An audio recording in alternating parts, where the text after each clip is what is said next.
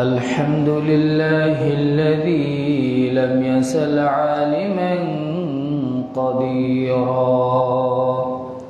حيا قيوما سميعا بصيرا ناعما حاكما قائما خبيرا واجدا ماجدا شاهدا نصيرا فأشهد أن لا إله إلا الله وحده لا شريك له وأكبره تكبيرا وأشهد أن محمدا عبد الله ورسوله الذي أرسله إلى الناس كافة بشيرا ونذيرا وداعيا إلى الله بإذنه وسراجا منيرا صلى الله تعالى عليه وعلى آله وأصحابه وأحبابه وأتباعه وأنصاره وأهل بيته أجمعين وسلم تسليما كثيرا كثيرا أما بعد فقد قال الله تعالى في القرآن المجيد فأعوذ بالله السميع العليم من الشيطان الرجيم بسم الله الرحمن الرحيم قل هو الذي أنشاكم وجعل لكم السمع والأبصار والأفئدة قليلا ما تشكرون وقال الله تعالى في موضع آخر ولقد أوحي إليك وإلى الذين من قبلك لئن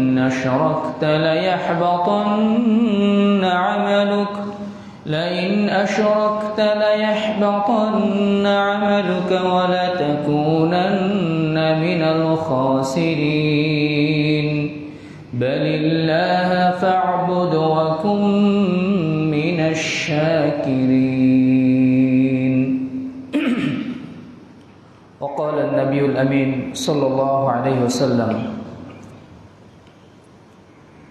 عن عبيد الله بن محصن الخطمي رضي الله عنه قال رسول الله صلى الله عليه وسلم من أصبح منكم آمنا في سربه معافا في جسده عنده قوت يومه فكأنما حيزت له الدنيا رواه الترمذي وعن أبي هريرة رضي الله عنه قال رسول الله صلى الله عليه وسلم يا أبا هريرة كن ورعا تكن أعبد الناس وكن شاكرا وكن قنعا تكن أشكر الناس إلى آخر الحديث যাবতীয় প্রশংসা মহান রব্বুল আলামিনের জন্য নিবেদিত যে মহান রব্বুল আলামিনের অশেষ কৃপায় দয়ায় এবং অনুগ্রহ লাভ করে আজকের এই জুমাতে আমরা একত্রিত হতে পেরেছি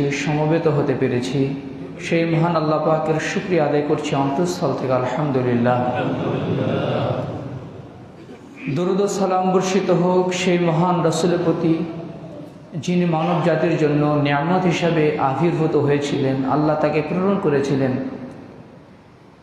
তিনি আল্লাহর বান্দাদেরকে মানব জাতিকে আল্লাহর ইবাদতের প্রতি দাওয়াত দিয়েছেন আল্লাহর অবাধ্যতা থেকে নিষেধ করেছেন জান্নাতের সুসংবাদ দান করেছেন জাহান্নাম থেকে সতর্ক করেছেন যার মাধ্যমে আমরা ইসলামের নিয়ামত পেয়েছি কোরআনের নিয়ামত পেয়েছি আল্লাহর আল্লাহর পরিচয় জানতে পেরেছি, সে মহান রাসূলের প্রতি দরুদ ও সালাম বর্ষিত হোক সাল্লাল্লাহু আলাইহি ওয়াসাল্লাম।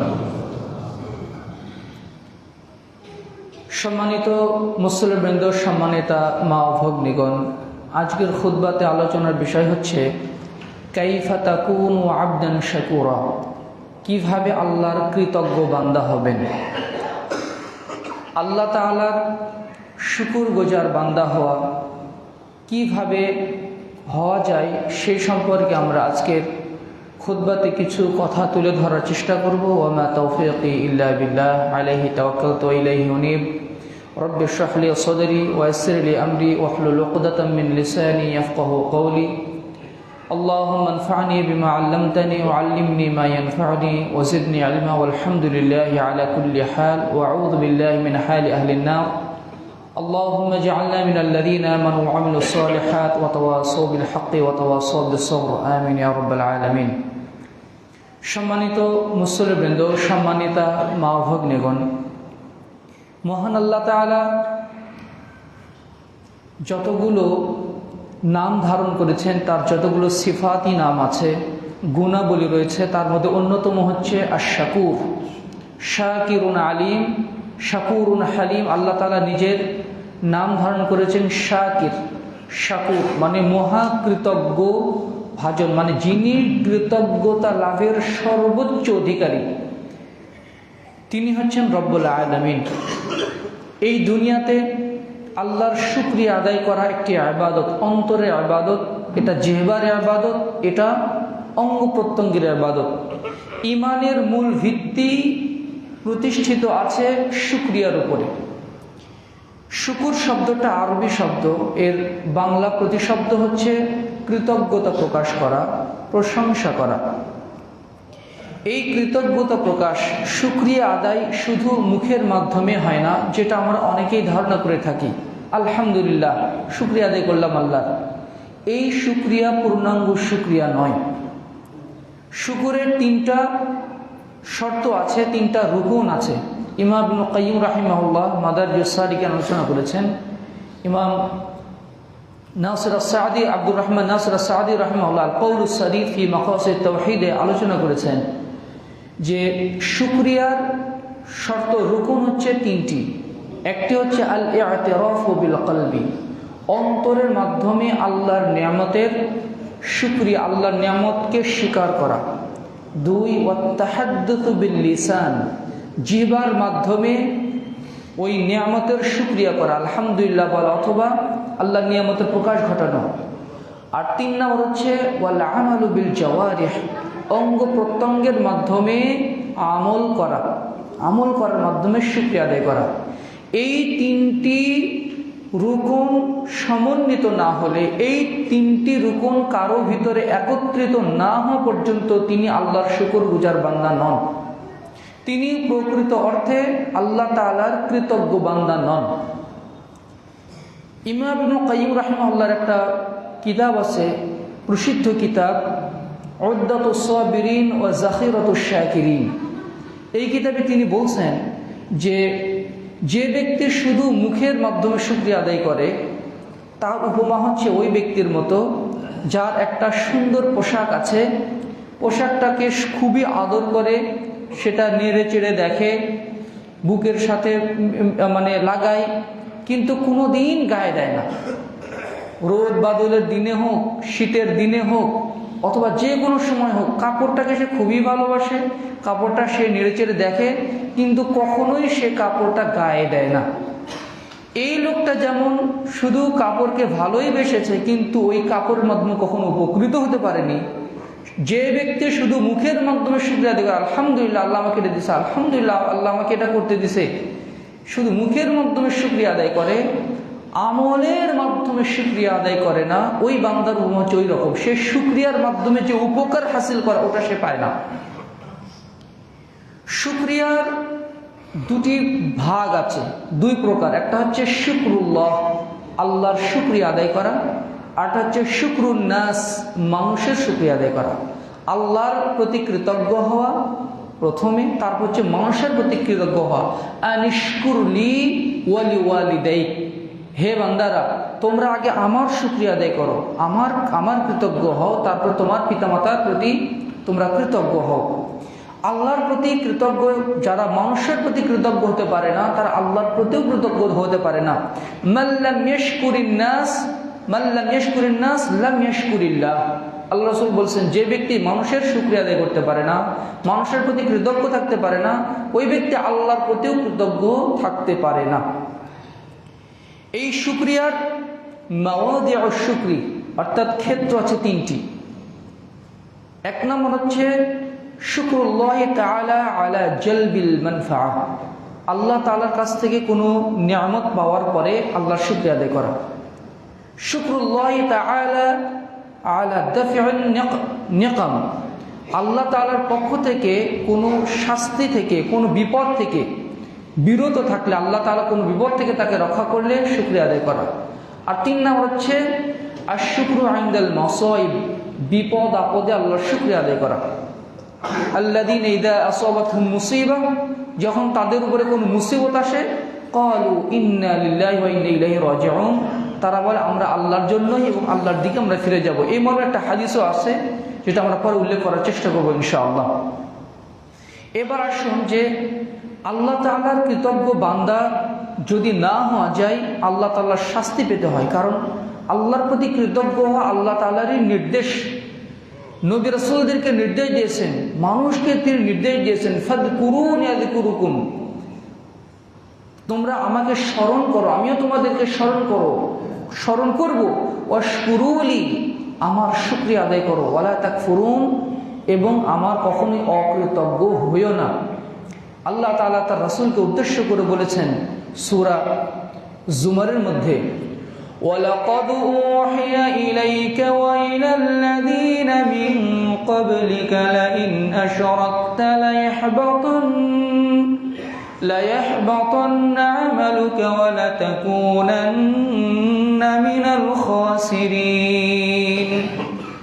وَلَقَدْ أُوحِيَ إِلَيْكَ, হে নবী, আল্লাহ তাআলা আপনার প্রতি এই ওহী করেছেন, وَإِلَى الَّذِينَ مِن قَبْلِكَ, এবং আপনার পূর্বে যে নবী রাসূল এসেছিলেন তাদের প্রতিও আল্লাহ তাআলা একই ওহী প্রেরণ করেছিলেন, লাইন আশরাকতা লায়াহবাতান্না আমালুক, যদি আপনি শিরক করেন আপনার সব আমল ধ্বংস হয়ে যাবে, পূর্বের সব আমল ধ্বংস হয়ে যাবে। রাসূলকে এই হুঁশিয়ারি দেওয়া হচ্ছে, ওয়ালা তাকুনান্না মিনাল খাসিরিন, তখন আপনি নিশ্চিতভাবে ক্ষতিগ্রস্তদের অন্তর্ভুক্ত হয়ে যাবেন। বালিল্লাহ ফা'বুদ,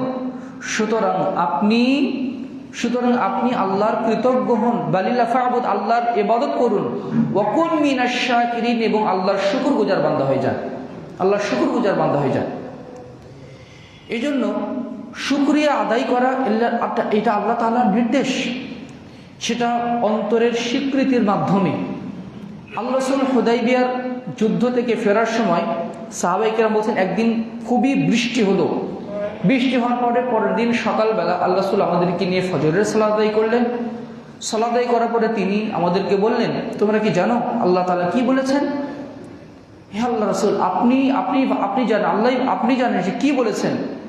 قال الله تعالى أصبح عبادي مؤمن بي وكافر بي, আমার বান্দাদের অনেকে আজকে কাফের অবস্থায় সকাল করেছে অথবা মুমিন অবস্থায় সকাল করেছে। যে ব্যক্তি বলবে মুতিরনা বিফদলিল্লাহি ওয়া বিরিজকিল্লাহি ওয়া বিরহমাতিল্লাহ, আল্লাহর দয়ায়, আল্লাহর রিজিকে, আল্লাহর অনুগ্রহে বৃষ্টিটা হলো, যে ব্যক্তি আল্লাহর নিয়ামতকে শুকরিয়া স্বীকার করে নিয়ে বলবে যে আল্লাহর দয়াতেই বৃষ্টি হলো, ফাহুয়া মুমিনুন বি ওয়া কাফিরুন বিল কাওয়াকিব, সে আমার প্রতি মুমিন, আমার প্রতি ঈমান এনেছে, আর বিভিন্ন নক্ষত্র রাজিকে অস্বীকার করেছে, তাদের সাথে কুফরি করেছে। ওয়ামান ক্বালা, আর যে ব্যক্তি বলবে মুতিরনা বিকাওকাবিন কাযা, ওই নক্ষত্রের কল্যাণে আমাদের বৃষ্টি হয়েছে, ফাহুয়া কাফিরুন বি, সে আমাকে অস্বীকার করেছে, আমার সাথে কুফরি করেছে। ওয়া মুমিনুন বিল কাওয়াকিব, সে ওই নক্ষত্রের প্রতি ঈমান এনেছে। সুতরাং সর্বপ্রথম আগে অন্তর দিয়ে স্বীকার করা, যে কোনো নিয়ামতকে আলহামদুলিল্লাহ আল্লাহ তাআলা আমাকে এই নিয়ামতটা দিয়েছেন, অন্তর দিয়ে স্বীকার করা। তারপরে মুখের মাধ্যমে বলা আলহামদুলিল্লাহ, কি যাবতীয় প্রশংসা আল্লাহর জন্য। সূরা পবিত্র কোরআন শুরু হয়েছেই আল্লাহ শুকরের মাধ্যমে। আলহামদুলিল্লাহ রাব্বিল আলামিন, যাবতীয় প্রশংসা জগৎসমূহের রব আল্লাহর জন্য নিবেদিত। যখন খাবার পরে আলহামদুলিল্লাহ বলা, পানের পরে আলহামদুলিল্লাহ বলা, কাপড় গায়ে দেওয়ার সময় আলহামদুলিল্লাহ বলা, আল্লাহ তাআলার কোনো নিয়ামত পেয়ে আলহামদুলিল্লাহ বলা, একটু নিঃশ্বাস নিতে হচ্ছে আলহামদুলিল্লাহ বলা, আল্লাহ সুস্থ রেখেছেন আলহামদুলিল্লাহ বলা, ঘুম থেকে উঠে আমাদেরকে বলা আলহামদুলিল্লাহিল্লাযী, আলহামদুলিল্লাহ আল্লাহ তাআলার প্রশংসা যিনি আমাদেরকে মৃত্যুদানের পর আবার জীবিত করলেন। ঘুমানোর সময় আল্লাহর প্রশংসা করা, প্রশংসার ভিতরে কৃতজ্ঞ ভাজন হওয়া। কৃতজ্ঞ ভাজন এর সায়েন্টিফিক্যালি এর উপকারিতা রয়েছে। কৃতজ্ঞ হওয়া, আল্লাহর প্রতি পজিটিভ থাকা, পজিটিভ থিঙ্কিং নিয়ে কত যে রিসার্চ হচ্ছে যে পজিটিভ থিঙ্কিং এর কি উপকারিতা, কৃতজ্ঞ থাকা।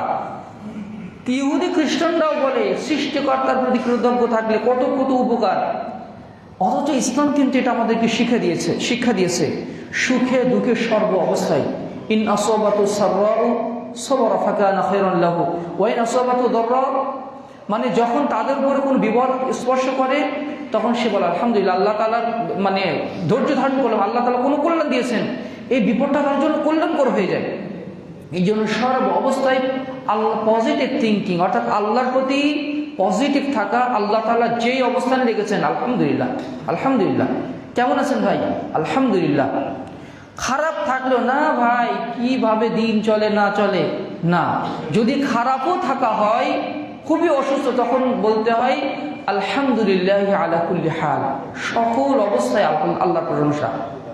অনেকেই সচরাচর এই কথা বলে ফেলে না, যখন আপনি ভালোই আছেন আলহামদুলিল্লাহ, এতটুকুই, আর যখন আপনি কষ্টে আছেন সেই সময় হচ্ছে আলহামদুলিল্লাহ আলা কুল্লি হাল, যাবতীয় বিপদ আপদে সকল অবস্থায় আল্লাহ প্রশংসা। আর আল্লাহ আমালু বিল জাওয়ারিহ, অঙ্গ প্রত্যঙ্গের মাধ্যমে আল্লাহর কৃতজ্ঞ হওয়া, এর অর্থ হচ্ছে আল্লাহর ইবাদত বন্দি করা। ইআমালু আলা, আল্লাহ তাআলা বলেন ইআমালু আলা দাউদ শুকরা ওয়া কলিলুম মিন ইবাদিয়াশ শাকুর, হে দাউদের পরিবার তোমরা আমল করার মাধ্যমে আল্লাহর শুকরিয়া আদায় করো, আর আল্লাহর শুকরগুজার বান্দার সংখ্যা খুবই কম।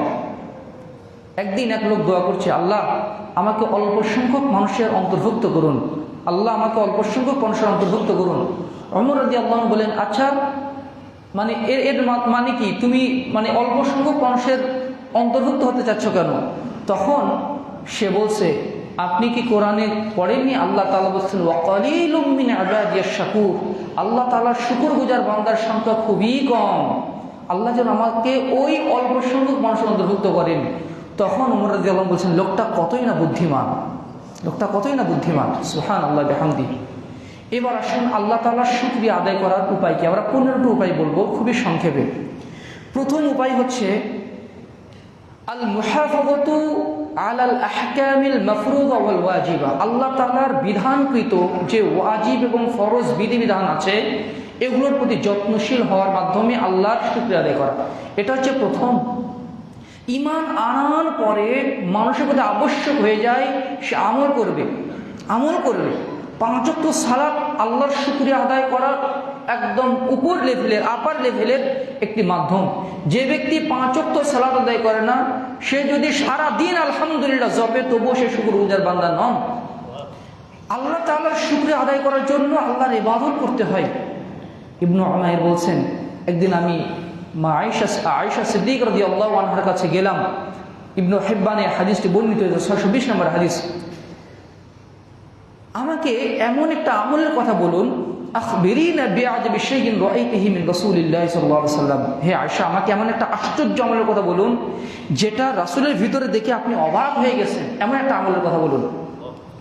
আয়েশা রাদিয়াল্লাহু আনহা চুপ আছেন, কিছু বলছেন না। একটু পর বললেন, ফালাম্মা কানা লাইলাতু মিনাল লায়ালি, এক রাত আসলো। আল্লাহ রাসূল আমাকে বললেন, আয়েশা যারিনি আতা'বুদুল লাইলাতা লিরাব্বি, আয়েশা আমাকে ছেড়ে দাও, আমি আমার রবের ইবাদত করব। আমি বললাম, হে আল্লাহ রাসূল, ইন্নী উহিব্বু সাররাক ওয়া উহিব্বু কুরবাক, আমি আপনার সাথে থাকতে ভালোবাসি, আপনার সঙ্গ দিতে ভালোবাসি।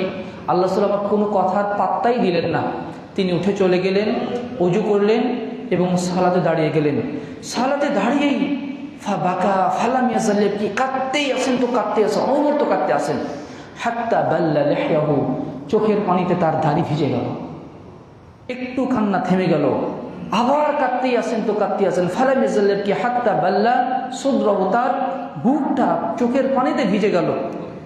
সুম্মা বাকা ফালাম ইয়াজাল ইয়াবকি, আবার কাঁদতে আছেন তো কাঁদতে আছেন। হাত্তা বাল্লাল আরদ, এমনকি সামনের জমিনটাও তার চোখের পানিতে ভিজে গেল। আপনি কল্পনা করতে পারেন কতটুকু চোখের পানি ঝরলে দাড়ি ভিজে, বুক ভিজে, জমিন পর্যন্ত ভিজে যেতে পারে, জমিন পর্যন্ত ভিজে যেতে পারে। এইরকম এশার পর থেকে শুরু করেছেন, ফজর হয়ে গেছে, বেলাল চলে এসেছেন আযান দেওয়ার জন্য, বেলাল চলে এসেছেন। আল্লাহ রাসূলের এই অবস্থা দেখে তিনি বলছেন, ইয়া রাসূলুল্লাহ, হে আল্লাহ রাসূল, আপনি এইভাবে কান্নাকাটি করছেন। কদ গফরাল্লাহু লাকা মা তাকাদ্দাম মিন যামবিক ওয়া মা তাআখার, আল্লাহ তাআলা আপনার পূর্বের পরের সকল গুনাহ খাতা ক্ষমা করে দিয়েছেন। আল্লাহ তাআলা আপনার সকল গুনাহ খাতা ক্ষমা করে দিয়েছেন, তবু আপনি এত কাকুতি মিনতি করে আল্লাহর ইবাদত বন্দেগী করছেন। তখন আল্লাহ রাসূল কি বলেছিলেন? আফালা আকুনু আবদান শাকুরা, আমি কি আল্লাহর কৃতজ্ঞ বান্দা হব না? সুবহানাল্লাহি ওয়া বিহামদিহি সুবহানাল্লাহিল আযীম। আল্লাহ তাআলা তার রাসূলকে পূর্বের পরের সকল গুনাহ খাতা ক্ষমা করে দেওয়ার পরেও তিনি ইবাদতে কত কষ্ট করছেন। তিনি যখন কিয়াম করতেন, হাত্তা তাওয়াররামাত কাদামাহু, তার পা দুটো ফুলে যেত।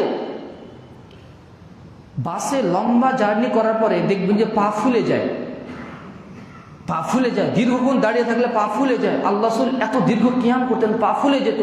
যখন বলেন তো আপনি এত কষ্ট করেন কেন, আপনি তো নবী, আপনার সব পাপ ক্ষমা করে দেওয়া হয়েছে, আপনি সর্বপ্রথম জান্নাতে প্রবেশ করবেন। আফালা আকুনু আবদান শাকুরা, আমি কি আল্লাহর কৃতজ্ঞ বান্দা হব না? সুতরাং এবার নিজেকে আমরা প্রশ্ন করি, আমরা যারা 5 ওয়াক্ত সালাত আদায় করি না, তারা কি আমরা কৃতজ্ঞ বান্দা? যারা আল্লাহর ইবাদতের জন্য সময় বের করতে পারি না, তারা কি আল্লাহর কৃতজ্ঞ বান্দা?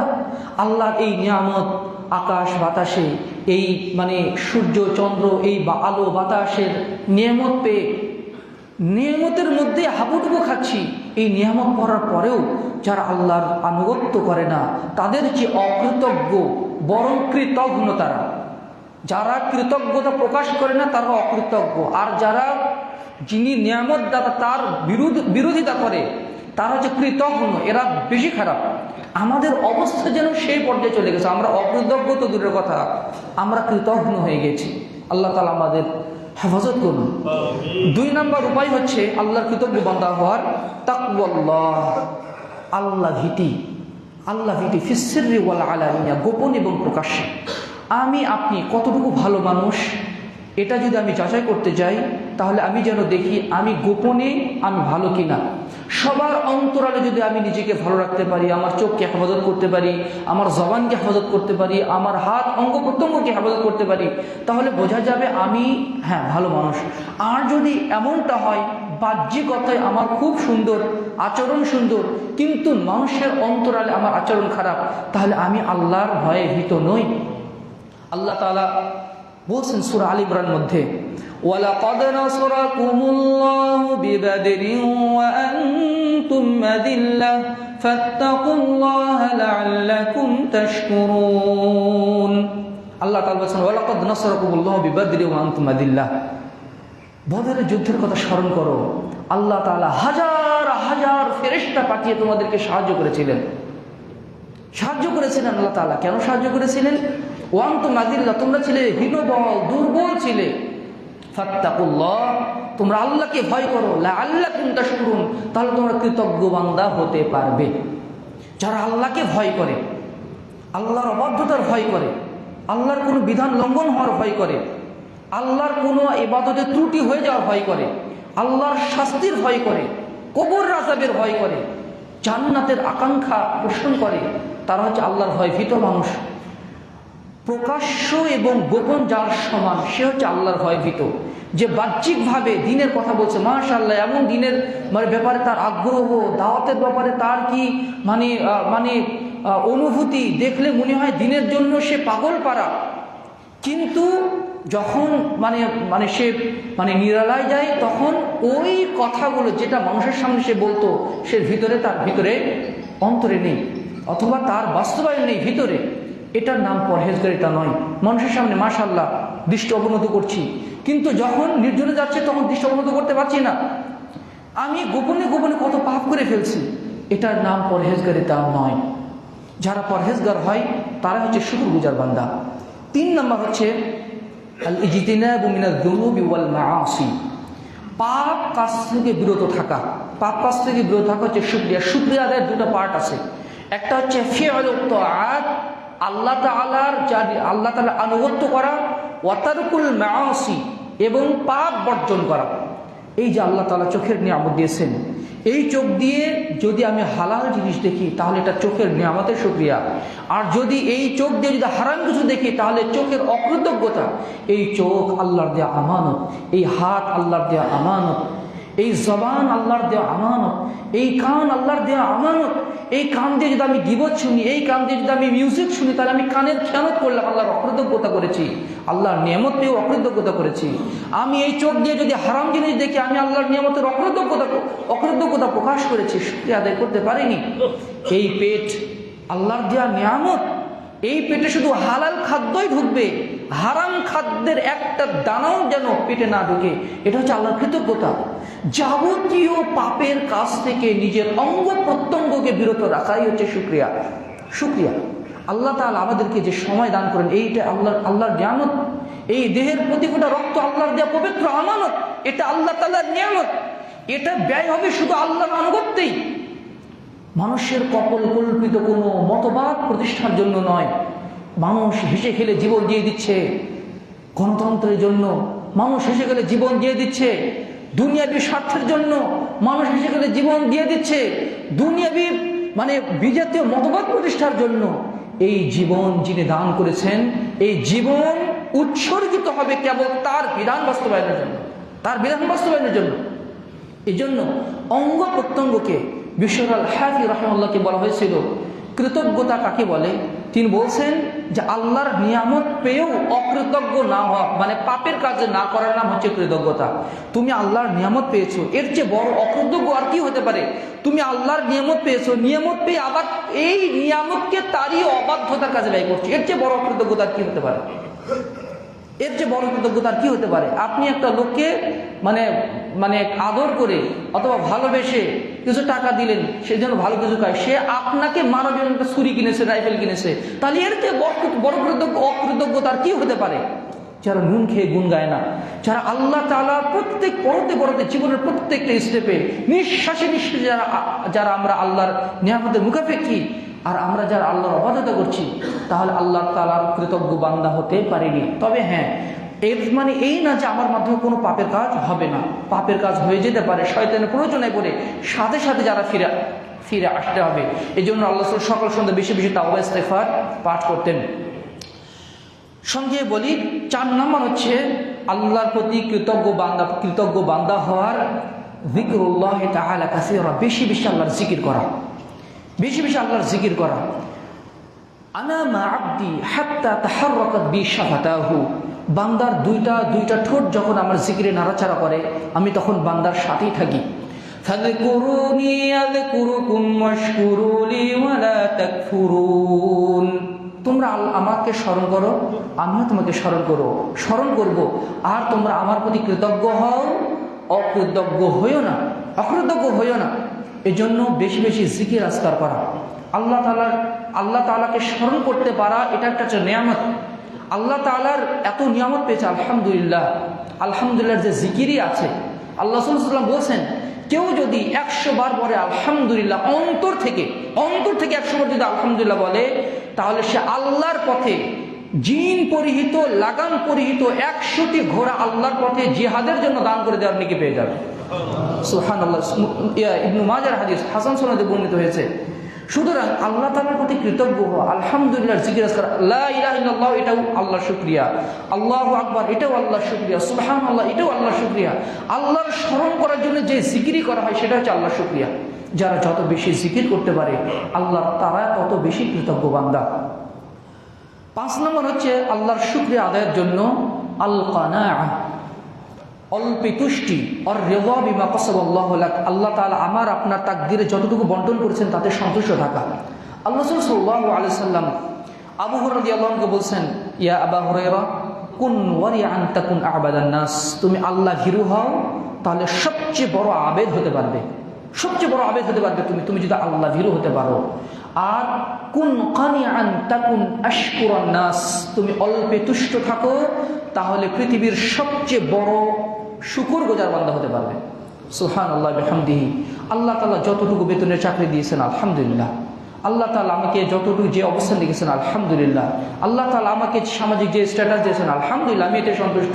উপর দিকে না, নিচের দিকে তাকে সে নিজের অবস্থানে আল্লাহ তার প্রতি যেই যাই বন্টন করেছেন, তাকদীর নির্ধারণ করেছেন, তাকদীর আর রিদা বিল কদর আর রিদা বিল কদা, আল্লাহ তাআলার তাকদীরে আল্লাহ তাআলার ফয়সালা করে সে সন্তুষ্ট। এই জন্য ওলামায়ে কেরাম বলছেন যে যখন কোনো বিপদ আসে, বিপদের শুরুতে আগে বলতে হয় আলহামদুলিল্লাহ, তারপরে বলতে হয় ইন্না লিল্লাহি ওয়া ইন্না ইলাইহি রাজিউন। কারণ আমার যে বিপদ এসেছে এর চেয়েও বড় বিপদ আসতে পারতো, এই জন্য আলহামদুলিল্লাহ, তারপরে ইন্না লিল্লাহি ওয়া ইন্না ইলাইহি রাজিউন। আর এর যে কত বড় নেকি আছে, মুসনাদে আহমদের হাদিস, আল্লাহ সাল্লাল্লাহু আলাইহি ওয়াসাল্লাম বলছেন, আল্লাহ তাআলা বলেন, এটা আল্লাহ তাআলার কথা, আল্লাহ তাআলা বলছেন ইন্নী ইযা ইবতালাইতু আবদান মিন ইবাদি মুমিনান, আমি যখন আমার কোনো বান্দাকে কোনো বিপদ দিয়ে পরীক্ষা করি, রোগ শোক, অর্থনৈতিক কোনো ধস অথবা ব্যবসায়িক কোনো ধস, বড় একটা পরীক্ষা দিয়ে, বিশেষ করে রোগ ব্যাধি দিয়ে, শারীরিক কোনো ত্রুটি দিয়ে আমি তাকে পরীক্ষা করলাম, ফাহামিদানি আলা মা ইবতালাইতুহু, সে পরীক্ষায় নিপতিত আমার প্রশংসা করে, সে প্রশংসা করে বলে আলহামদুলিল্লাহ, আল্লাহ আমাকে যে বিপদটা দিয়েছেন নিশ্চয়ের ভিতরে কোনো কল্যাণ আছে, সে আমার প্রশংসা করে। আল্লাহ এত খুশি হন, আল্লাহ এত খুশি হন।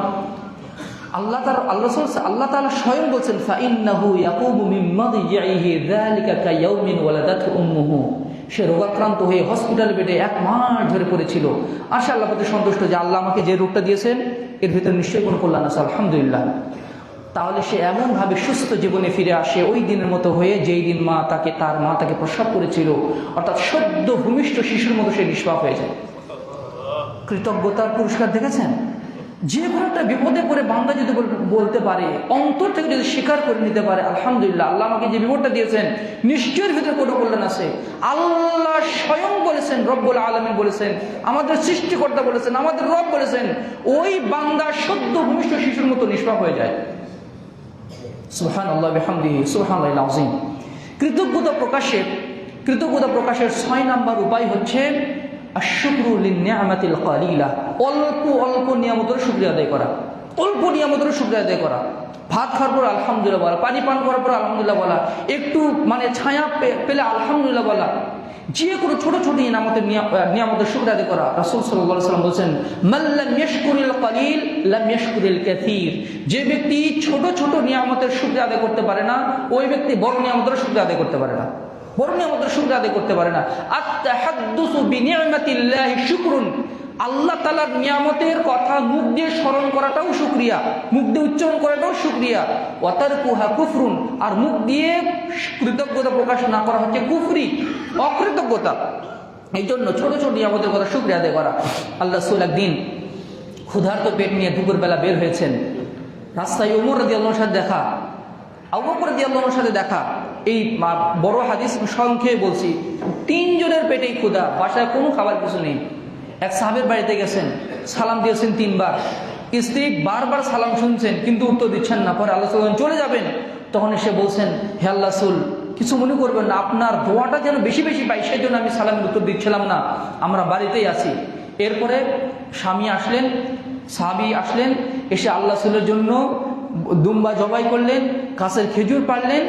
এরপরে আল্লাহ রাসূল, আবু বকর এবং ওমর, 3 জনকে, বিশ্বের শ্রেষ্ঠ 3 মানুষকে তিনি আপ্যায়ন করলেন।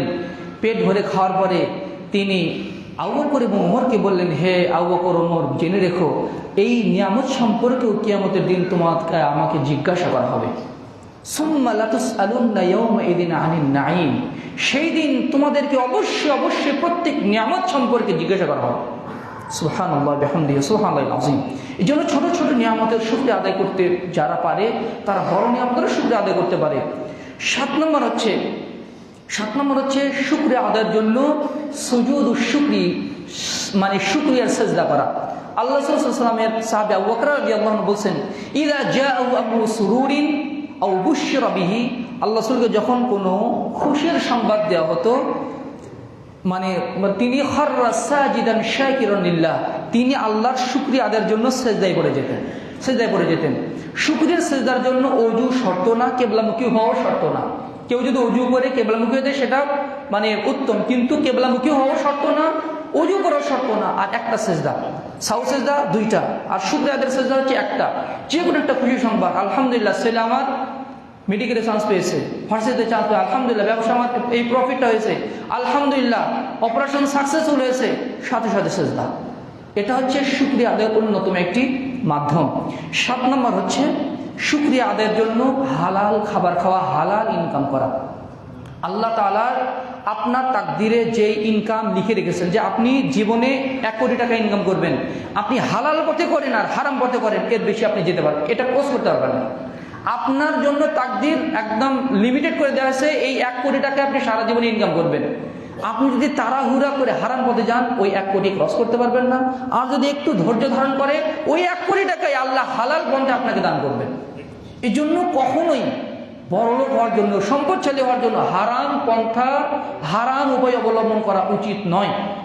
হালাল ভাবে যেটা পেতাম সেটা কেন আমি হারাম ভাবে নেব, একটু 2 দিন পরে হয়তো পাবো। এই জন্য যারা হালাল খায় না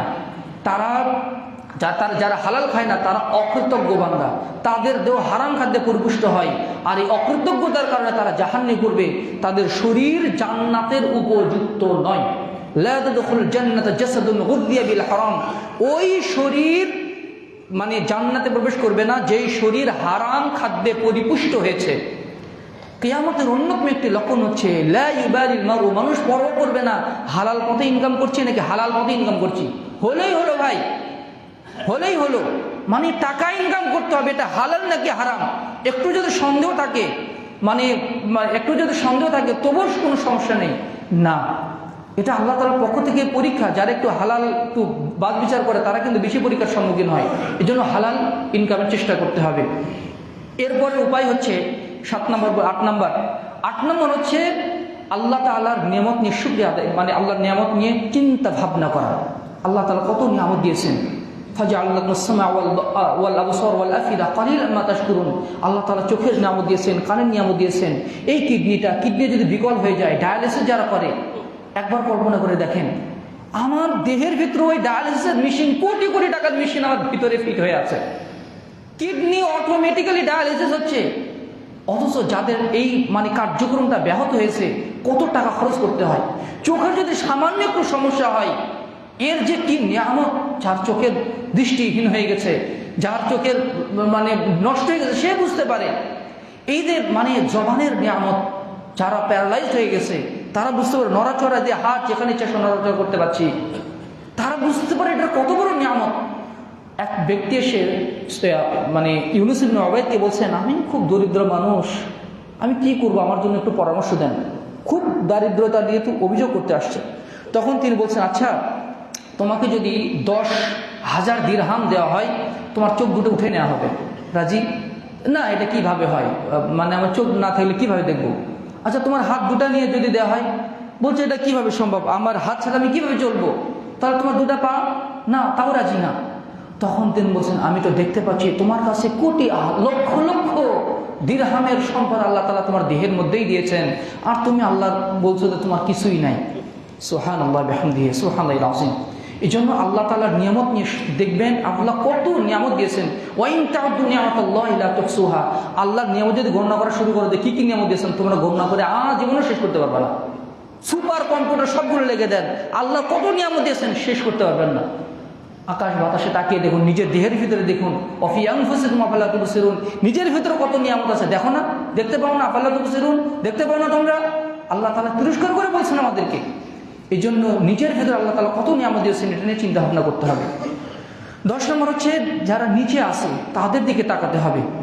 উনজুর ইলা মান হুয়া আসফালা মিনকুম ওয়া লা তানজুর ইলা মান হুয়া ফাওকাকুম, তুমি উপরের দিকে তাকাও না, যারা তোমার চেয়ে বেশি ভালো পর্যায়ে আছে নিচের দিকে তাকাও, যে আল্লাহ তাআলা তাদের চেয়ে তোমাকে কত ভালো রেখেছেন। আল্লাহ একটা দোয়া শিক্ষা দিয়েছেন। কেউ যদি কোনো বিপদগ্রস্ত মানুষকে দেখে বলে, আলহামদুলিল্লাহিল্লাযী আফানি মিম্মা বাতালাকা বিহি ওয়া ফাদ্দালানি আলা কাসীরিন মিম্মান খালাকা তাফদীলা, বিভিন্ন দরবে এই দোয়াটা পেয়ে যাবেন। আল্লাহ সাল্লাল্লাহু আলাইহি ওয়াসাল্লাম বলছেন, কেউ যদি কোনো বিপদগ্রস্ত মানুষকে দেখে এই দোয়াটা পাঠ করে, সারা জীবন যতদিন সে বেঁচে থাকবে ওই বিপদ তাকে আর স্পর্শ করবে না। ওই বিপদ তাকে কোনো প্যারালাইজ রোগীকে দেখে, অথবা যে ব্যবসাতে একদম ধস নেমে গেছে, একদম পথে বসে গেছে, তাকে দেখে আপনি এই দোয়াটা পাঠ করলেন। যে হসপিটাল বেডে মুমূর্ষু অবস্থায় মারাত্মক অ্যাক্সিডেন্ট করে কাতরাচ্ছে, তাকে দেখে আপনি এই দোয়াটা বললেন। মনে মনে বলতে হবে, যেন সে ব্যথা না পায় যে আমার বিপদে সে দোয়া করছে। আপনি যদি এই দোয়াটা পাঠ করেন, রাসূল তার পবিত্র জবানের মাধ্যমে বলেছেন, সে যতদিন পর্যন্ত বেঁচে থাকবে ওই বিপদ তাকে স্পর্শ করবে না। যে আলহামদুলিল্লাহ, আল্লাহর যে তো আমাকে কত ভালো রেখেছেন, আলহামদুলিল্লাহ। এই কৃতজ্ঞতা প্রকাশের জন্যই সারা জীবনে ওই বিপদ তাকে আর স্পর্শ করবে না। এই জন্য আল্লাহর প্রতি কৃতজ্ঞ বান্দা হওয়ার জন্য নিজের দিকে তাকানোর আল্লাহ নির্দেশ দিয়েছেন। 10 নম্বর উপায় হচ্ছে শয়তানের আক্রমণ থেকে আল্লাহর কাছে পানা চাওয়া। কারণ শয়তান আল্লাহর কাছে একদম শপথ করে এসেছিল, সুম্মা লাআতিয়ান্নাহুম মিন বাইনি আইদিহিম ওয়া মিন খালফিহিম ওয়া আন আইমানিহিম ওয়া আন শামাইলিহিম ওয়া লা তাজিদু আকসারহুম শাকিরিন। আল্লাহ আমাকে তো অবাধ্যতা করে, আমাকে তো বিতাড়িত করে দিলেন, আমি আপনার এই আদম সন্তানের ডান দিক থেকে আক্রমণ করব, বাম দিক থেকে আক্রমণ করব, পিছন দিক থেকে আক্রমণ করব, সামনের দিক থেকে আক্রমণ করব, ওদেরকে আমি আপনার দিন বিমুখ করে দেব। ওয়ালা তাজিদু আকসারহুম শাকিরিন, আপনি অধিকাংশকেই আপনি কৃতজ্ঞ বান্দা পাবেন না, অধিকাংশকে আপনি কৃতজ্ঞ বান্দা পাবেন না। শয়তান কিন্তু একটা শপথ করে এসেছে, সে সর্বোচ্চ লেভেলের চেষ্টা করে বান্দা যেন অকৃতজ্ঞ হয়। এত নিয়ামত আল্লাহ তাআলা দিয়েছেন, সামান্য একটা বিপদ হয়ে সে মূর্ছে চলে যায় আর সকল নিয়ামতের কথা সে ভুলে যায়। যেটা মহিলাদের ক্ষেত্রে আল্লাহ সাল্লাল্লাহু আলাইহি ওয়াসাল্লাম বলছেন, এরা বেশি অকৃতজ্ঞ। সারা জীবন তাকে ভালোবাসার পরেও যদি সামান্য কোনো কিছু অপূর্ণ থেকে যায়, সে বলে আমার জন্য কিছুই করা হয়নি। এই যে অকৃতজ্ঞতা, এই অকৃতজ্ঞতা মানে শয়তানের পক্ষ থেকে আসে। এই জন্য শয়তানের কাছ থেকে আল্লাহর কাছে আশ্রয় প্রার্থনা করতে হবে। এরপরে 12 নম্বর উপায় হচ্ছে মানুষের শুকরিয়া আদায় করা। আল্লাহ সাল্লাল্লাহু আলাইহি ওয়াসাল্লাম বলছেন, যে মানুষের শুকরিয়া আদায় করতে পারে না, সে আল্লাহরও শুকরিয়া আদায় করতে পারে না। মানুষ যদি কোনো উপকার করে, আল্লাহ সাল্লাল্লাহু আলাইহি ওয়াসাল্লাম বলছেন, তোমাদের কেউ যদি ভালো কাজ করে দেয় তাকে উপহার দাও। উপহার দিতে যদি সক্ষম না হও, তাহলে বলো জাযাকাল্লাহু খাইরান। জাযাকাল্লাহ শুধু এতটুকু না, জাযাকাল্লাহু খাইরান, খাইরান পর্যন্ত সেজন্য এটা বলে, তার এটাই হচ্ছে সর্বোচ্চ লেভেলের শুকরিয়া তার জন্য। তারপর যদি একটি গুদে হাদিয়া দেয়, সে হাদিয়া দিল। মানুষ যদি বলে থ্যাংক ইউ, আর মানে আরো কত কিছু ধন্যবাদ, এইরকম না, জাযাকাল্লাহু খাইরান, জাযাকাল্লাহু খাইরান পূর্ণাঙ্গটাই জাযাকাল্লাহু খাইরান। এটার মাধ্যমে মানুষের শুকরিয়া আদায় করা হয়, পিতামাতার প্রতি শুকরিয়া আদায় করা আল্লাহ তাআলা নির্দেশ দিয়েছেন। এরপরে 13 নম্বর হচ্ছে আদ-দুআ লিতাওফীকি শুকরি, শুকরিয়া আদায়ের জন্য আল্লাহর কাছে দোয়া করা। আল্লাহর কাছে দোয়া করা। আল্লাহ রাসূল সাল্লাল্লাহু আলাইহি ওয়াসাল্লাম মুআয ইবনে জাবাল রাদিয়াল্লাহু আনহু বলছেন, ইয়া মুআয ওয়াল্লাহি ইন্নী লা উহিব্বুক, ওয়াল্লাহি ইন্নী লা উহিব্বুক। মুআয, আল্লাহর কসম আমি তোমাকে ভালোবাসি। মুআয, আল্লাহর কসম আমি তোমাকে ভালোবাসি। উসিকা ইয়া মুআয, মুআয আমি তোমাকে উপদেশ দিচ্ছি, ওসিয়ত করে যাচ্ছি, লা তাদআন্না ফি দুবুরি কুল্লি সালাতিন তাকুল, ফরজ সালাতের পরে খবরদার তুমি দোয়া পাঠ করতে ভুলো না। দোয়াটা কি? আল্লাহুম্মা আইন্নি আলা যিকরিকা ওয়া শুকরিকা ওয়া হুসনি ইবাদাতিক। আল্লাহুম্মা আইন্নি, আল্লাহ আমাকে তৌফিক দান করেন, আলা যিকরিকা যেন আপনার জিকির করতে পারি, ওয়া শুকরিকা যেন আপনার নিয়ামতের শুকরিয়া আদায় করতে পারি, ওয়া হুসনি ইবাদাতিক এবং আপনার উত্তম আমল করতে পারি, উত্তমভাবে আপনার আমল করতে পারি। সুবহানাল্লাহি বিহামদিহি। প্রত্যেক ফরজ সালাতের পরে এই দোয়াটা পাঠ না করে ওঠা উচিত নয়, যতই আপনার ব্যস্ত থাক না কেন। আল্লাহ রাসূল বারবার মুআযকে ভালোবেসে কত চমৎকারভাবে তিনি বুঝিয়ে দিয়েছেন, মানে এটা আমাদেরকেও বুঝিয়ে দিয়েছেন। এই জন্য আল্লাহর কাছে দোয়া করতে হবে। সুলাইমান আলাইহিস সালাম যখন দেখলেন যে তিনি পিঁপড়ার ভাষা বলছেন, পিঁপড়া বলছে, এই তাড়াতাড়ি গর্তের ভিতরে চলে আসো, লা ইয়াহতিমান্নাকুম সুলাইমান ওয়া জুনুদুহুম লা ইয়াশউরুন। মানে সুলাইমান এবং তার বাহিনী তোমাদেরকে পিষে মেরে চলে যাবে, তোমরা বুঝতেই পারবে না। সুলাইমান আলাইহিস সালাম যে পিঁপড়ার যে ভাষা বুঝলেন, সাথে সাথে আল্লাহর কাছে দোয়া করছেন, রব্বি আউজি'নি আন আশকুরা নি'মাতাকা আল্লাতী আন'আমতা আলাইয়া ওয়া আলা ওয়ালিদাইয়া ওয়া আন আ'মালা সালিহান তারদাহু ওয়া আদখিলনি বিরাহমাতিকা ফি ইবাদিকা সালিহিন। আল্লাহ গো, আপনি আমার প্রতি এবং আমার পিতা দাউদের প্রতি যেই নিয়ামত দিয়েছেন, এই নিয়ামতের যেন যথাযোগ্য শুকরিয়া আদায় করতে পারি, আল্লাহ তার তৌফিক দান করেন। এবং আমরা যেন মরার আগ পর্যন্ত যেন আপনার নেক আমল করতে পারি, নেক বান্দাদের অন্তর্ভুক্ত হতে পারি, সেই তৌফিক আমাদেরকে দান করুন। সুবহানাল্লাহ বিহামদিহি। নবীরা আল্লাহর কাছে কৃতজ্ঞ বান্দা হওয়ার জন্য দোয়া করতেন। সুবহানাল্লাহ। এই জন্য আমাদেরকেও বেশি বেশি আল্লাহর কাছে দোয়া করতে হবে। 13 নম্বর হচ্ছে 14 নম্বর হচ্ছে ইহদারুল ইস্তিদরাজ, ঢিল দেওয়ার থেকে সতর্ক থাকা। এটা কি রকম? আল্লাহ সাল্লাল্লাহু আলাইহি ওয়াসাল্লাম বলছেন, যখন তুমি কাউকে দেখো যে আল্লাহ তাআলা তাকে দুনিয়ার সব নিয়ামত দান করেছেন, তার মাশাআল্লাহ চেহারা কত সুন্দর, সহায় সম্পত্তি আছে, ক্ষমতা আছে, এতদূর সত্ত্বেও সে এগুলোকে আল্লাহর অবাধ্যতায় ব্যয় করছে। অনেক সময় মনে হয় আল্লাহ তার কি নাই, আর আমি আল্লাহর দিনের পথে ফকিরের মতো চলাফেরা করছি, আর সে আল্লাহর অবাধ্যতা করে, আর তার সব কিছু আল্লাহ তাআলা দিয়েছে, গাড়ি বাড়ি থেকে সব আছে তার। তুমি মনে রেখো সে মারাত্মক রিস্কের মধ্যে আছে, মারাত্মক রিস্কের মধ্যে আছে। যে কোনো সময় যে কোনো সময় আল্লাহ তাআলা তাদেরকে আক্রমণ করবেন। আল্লাহ তাআলা আল্লাহ তাআলা তাকে ঢিল দিয়ে রেখেছেন যে যা কত দূর যাবে, যা যেতে থাক। কিন্তু যখন একদম সীমা অতিক্রম করে আল্লাহ তাআলা সাথে সাথে তাদেরকে পাকড়াও করবে। সুতরাং যারা আল্লাহর নিয়ামত পেয়েও অবাধ্যতা করছে তারা যেন ভয় করে, তারা যেন ভয় করে যে আমি মারাত্মক রিস্কের মধ্যে আছি, রিস্কি পয়েন্টে আছি, যে কোনো মুহূর্তে আল্লাহর গজব আসতে পারে আমার উপরে, আমার সম্পদের উপরে, আমার শরীরের উপরে, আমার পরিবারের উপরে, যে কোনো সময় আল্লাহর গজব আসতে পারে। এই জন্য এই ইস্তিদরাজকেও ভয় করতে হবে। সানাসুদ্দিজু মিন হাইতু লা ইয়ালামুন। আর 15 নম্বর হচ্ছে আল্লাহর পথে দাওয়াত দেওয়া। আল্লাহ যখনই আপনাকে কোনো ইলম দান করবেন, এটা আল্লাহ তাআলার নিয়ামত। এই ইলমের শুকরিয়া হচ্ছে সেই ইলমের প্রতি আমল করা এবং সেটা মানুষের কাছে ছড়িয়ে দেওয়া। আল্লাহর এই ইলম অনুযায়ী আল্লাহর দ্বীনকে, আল্লাহর জমিনকে আল্লাহর দ্বীনের মাধ্যমে আবাদ করা। আলহামদুলিল্লাহ, এই আল্লাহর জমিন, আল্লাহর দ্বীন প্রতিষ্ঠিত হোক, এই জন্যই আমাদের কাজ করা উচিত, এই জন্যই আমাদের কাজ করা উচিত। আর বাতিল শক্তি এটাকে দমানোর জন্য চেষ্টা করবে। যেমনভাবে ভারতের নদিয়াতে এই যে বর্তমান যে ইসকন যারা হিন্দুত্ববাদীদের সন্ত্রাসী সংগঠন, এদের কিন্তু উৎপত্তি হয়েছিল জবন মুক্ত ভবন। জবন হচ্ছে এদের যারা মুসলিম তাদেরকে কিভাবে মুক্ত করা যায় সেই জন্যই কিন্তু তাদের উত্থান হয়েছিল। আর বাংলাদেশে অশান্তির একটা কারণ হয়ে দাঁড়িয়েছে এরা। যারা বিদগ্ধ ওলামায়ে কেরাম তাদেরকে হত্যার পর্যন্ত তারা হুমকি দিচ্ছে। এমনকি আহলে হাদিস আন্দোলন বাংলাদেশের মুহতারাম আমিরে জামাত, তাকেও পর্যন্ত হত্যার হুমকি দেওয়া হয়েছে। আলহামদুলিল্লাহ, আজকে বাইতুল মোকাররমের উত্তর গেটে জুমার সালাতের পরে প্রতিবাদ সমাবেশ এবং মানববন্ধন হবে ইনশাআল্লাহ। যাদের সুযোগ আছে ইনশাআল্লাহ অংশগ্রহণ করবেন। কারণ আল্লাহর জমিনে আল্লাহর দ্বীন প্রতিষ্ঠার ক্ষেত্রে যারা বাধা হয়ে দাঁড়ায় তারা হচ্ছে বাতিল, এবং বাংলাদেশের বুকে তারা নিষিদ্ধ হোক, গভর্নমেন্টের কাছে আমরা এই জোরালো দাবি জানাই। এরা চীনে নিষিদ্ধ, সিঙ্গাপুরে নিষিদ্ধ, মালয়েশিয়াতে নিষিদ্ধ, সৌদি আরবে নিষিদ্ধ, আফগানিস্তানে নিষিদ্ধ, মুসলিম অমুসলিম অনেক দেশে এরা নিষিদ্ধ। এদের সন্ত্রাসী কর্মকাণ্ডের কারণে বাংলাদেশের জন্য এদেরকে নিষিদ্ধ করা হয়। আমরা সেই দাবি আমরা জানাই বিনয়ের সাথে সরকারের কাছে। কারণ বাংলাদেশে মুসলিম এবং হিন্দুদের যে সহাবস্থান, যে সম্প্রীতির যে একটা নমুনা ছিল, এই নমুনার ব্যাঘাত তৈরি করেছে এরা। এটা যে মানে শুধু দেশীয় চক্রান্ত, বৈদেশিক চক্রান্তের একটা বহিঃপ্রকাশ, এটা তো ওপেন সিক্রেট, এটা ওপেন সিক্রেট। সুতরাং আমরা চাই এবং আমরা দাবি জানাই এই ইসকনকে যেন বাংলাদেশে নিষিদ্ধ করা হয়, বাংলাদেশে যেন নিষিদ্ধ করা হয়। এবং এই দাবি আমরা শুধু জুমার খুতবাতে নয়, এটা আমরা পত্রপত্রিকার মাধ্যমে এবং আমরা রাজপথেও, অর্থাৎ আমরা মানববন্ধনের মাধ্যমেও, আমরা গাড়ি ভাঙচুর করার মাধ্যমে না, আমরা শান্তিপূর্ণ মানববন্ধনের মাধ্যমে আলহামদুলিল্লাহ আমরা এটার প্রতিবাদ জানাতে চাই। রাজশাহীর 0 পয়েন্টেও আজকে ইনশাআল্লাহ জুমার পরেও এই মানববন্ধন হবে ইনশাআল্লাহ। বাইতুল মোকাররমে হবে, তারপরে মানে দিনাজপুর, তারপরে মানে নরসিংদী, বাংলাদেশের বিভিন্ন জেলাতে আলহামদুলিল্লাহ এই মানববন্ধন ইনশাআল্লাহ শান্তির সাথে পরিপালিত হবে ইনশাআল্লাহ। আপনাদেরকে সেখানে যোগদান করার আমরা উদাত্ত আহ্বান জানাচ্ছি। আল্লাহর জমিনে আল্লাহর দ্বীনকে প্রতিষ্ঠিত করার জন্য আমাদের সময় এবং শ্রম ব্যয় করা উচিত, সময় এবং শ্রম ব্যয় করা উচিত। যদি আমরা শুধু দোয়ার মাধ্যমে না, দোয়াও তো আছে, দোয়া অন্যতম একটা অস্ত্র, কিন্তু সাথে সাথে আল্লাহর জমিনে বিচরণও করতে হবে আমাদেরকে।